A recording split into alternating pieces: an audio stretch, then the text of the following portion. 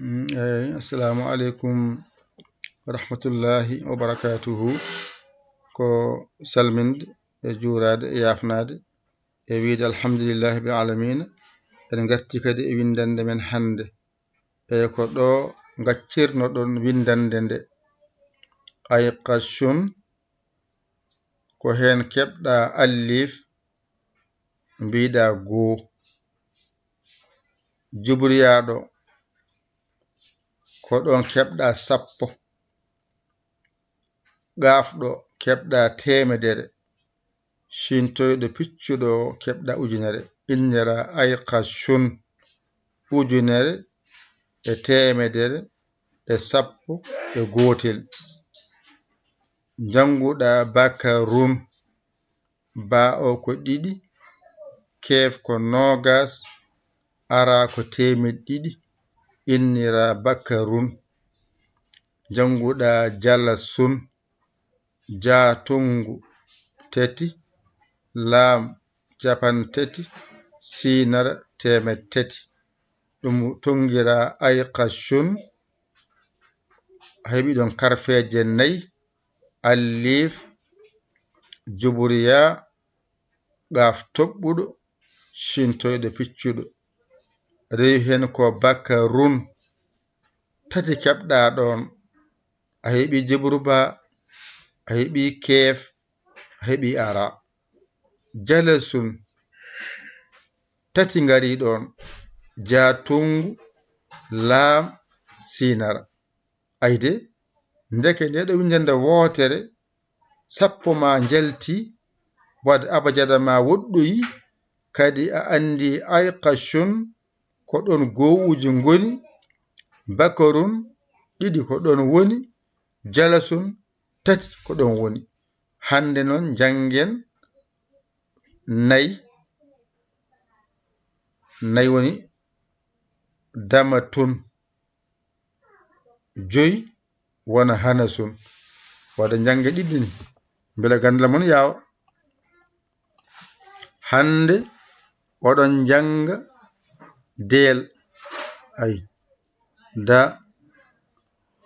ay dama tun nani da ma tun dama tun ɗo mbiya ha ay hana sun nani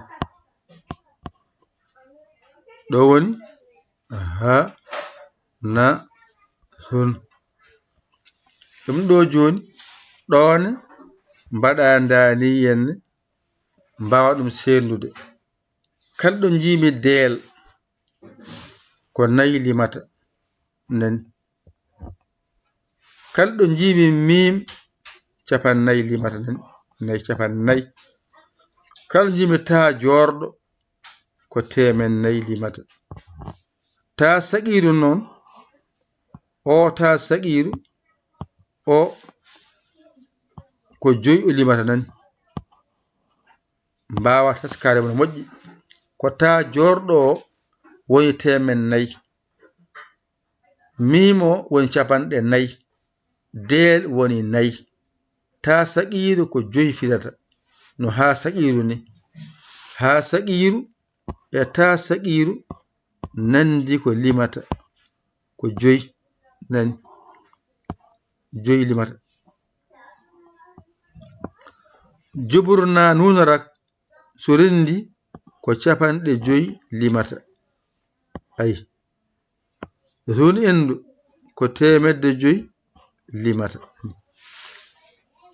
nani ari ardi joni noon sa yi tan nayyi ɗi no windete arab nayyi ko ni watte ni ha ɗo mbaɗa ni woni nayyi arab joyi arab mbatta ko ni ha mawɗo ni tan walla mbaɗa ni zéro ɓolo wona joyi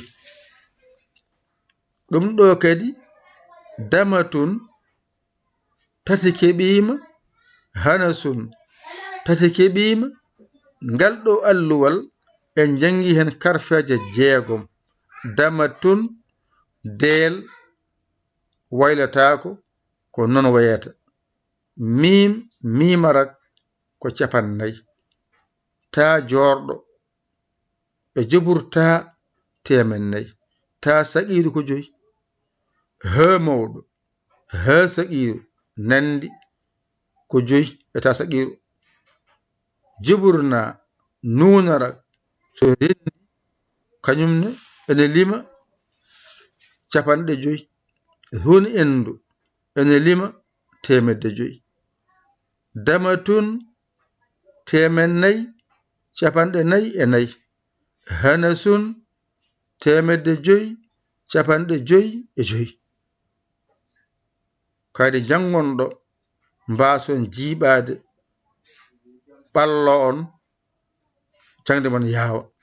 a saggi noddu en 00221 77 906 14 81 mbaɗa yaya mbaɗa li jeewa sabo nga tagui sagere ma. a saggani ɗum jinmi. yo Allah wallu kadi yo Allah newnu yo Allah ren yo Allah gondiɗo. damatun hanasun wasahun ara yeeso inchallahu taala.